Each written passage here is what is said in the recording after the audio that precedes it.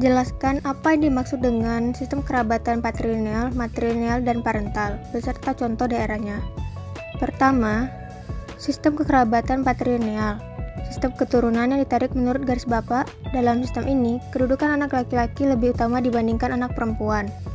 Sistem kerabatan ini biasanya diikuti pada masyarakat Batak, Bali, dan Lampung. Kedua, sistem kerabatan matrilineal. Sistem keturunan ditarik menurut garis ibu, di mana kedudukan anak perempuan lebih unggul dibandingkan anak laki-laki.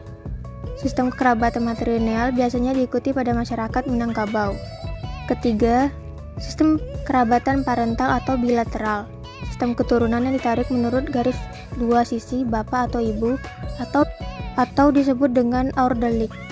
Artinya, kedudukan suami istri sederajat dan seimbang. Sistem kerabatan ini diikuti pada masyarakat Jawa, Aceh, dan Kalimantan. Sistem perkawinan pada patrilineal berlaku adat perkawinan jujur. Setelah perkawinan, si istri harus mengikuti suami dan menjadi anggota kerabat suami termasuk anak-anak yang dilahirkan dari perkawinannya. Sistem kekerabatan patrilineal biasanya diikuti pada masyarakat Batak. Namun, pada untuk sistem perkawinan matrilineal, suami dijemput oleh keluarga perempuan dengan upacara adat untuk kemudian dibawa ke rumah istri. Dan pada masyarakat adat parental menggunakan bentuk perkawinan mentas, yaitu tidak mengutamakan kekerabatan salah satu pihak baik dari ibu maupun bapak. Jelaskan yang dimaksud dengan pewarisan kolektif dan mayorat. Pertama, sistem pewarisan kolektif.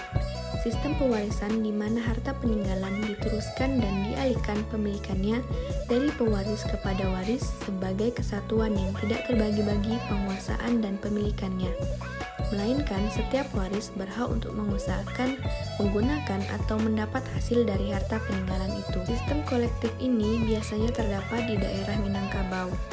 Kedua, sistem pewarisan mayorat. Sistem pewarisan mayorat juga merupakan sistem pewarisan kolektif. Hanya penurusan dan pengalihan hak penguasaan atas harta yang tidak terbagi-bagi itu dilimpahkan kepada anak tertua yang bertugas sebagai pemimpin rumah tangga atau kepala keluarga menggantikan kedudukan ayah atau ibu sebagai kepala keluarga. Sistem mayorat ini ada dua macam dikarenakan perbedaan sistem keturunan yang dianut, yaitu pertama mayorat laki-laki.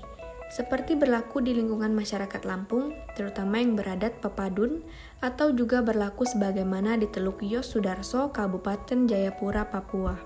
Kedua, mayorat perempuan, seperti berlaku di lingkungan masyarakat adat Semendo di Sumatera Selatan.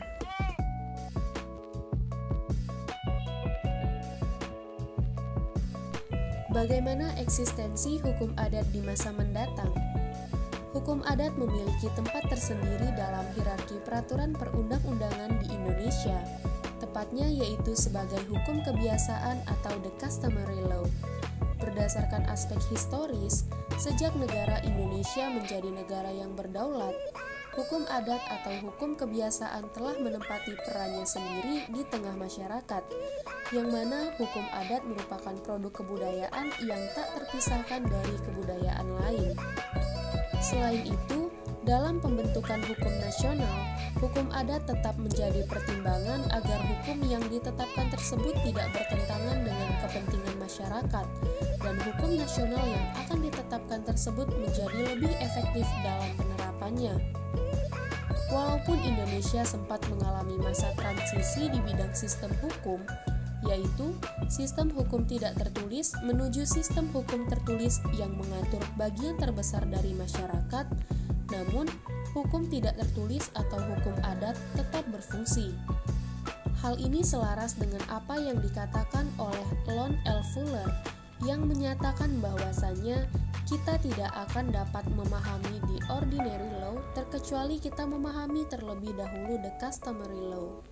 Hal ini dikarenakan hukum adat didasarkan pada proses interaksi dalam masyarakat dan kemudian berfungsi sebagai pola untuk mengorganisasikan serta memperlancar proses interaksi tersebut. Sehingga seringkali hukum adat dinamakan a system of stabilized interactional expectancies. Maka dari itu, eksistensi dari hukum adat pada masa yang akan datang akan tetap terjaga terjaga dengan baik dan akan terus mengalami perkembangan mengikuti perkembangan zaman. Dengan catatan, tetap memperhatikan nilai-nilai krusial dari hukum adat itu sendiri.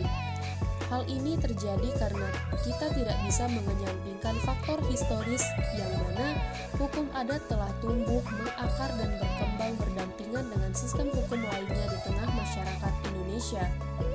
Selain itu, pada Prolegnas 2020, rancangan Undang-Undang Masyarakat Hukum Adat menjadi salah satu prioritas untuk dibahas. Dari hal ini pun juga dapat ditarik kesimpulan bahwasannya pemerintah telah melakukan beberapa upaya dalam menjaga kelestarian budaya dan adat istiadat beragam suku di Indonesia. Selain itu, keberadaan hukum adat juga memiliki tempat tersendiri di Undang-Undang Dasar 1945, yaitu pada pasal 18B, serta juga diakui oleh masyarakat internasional melalui Deklarasi PBB tentang hak-hak masyarakat adat.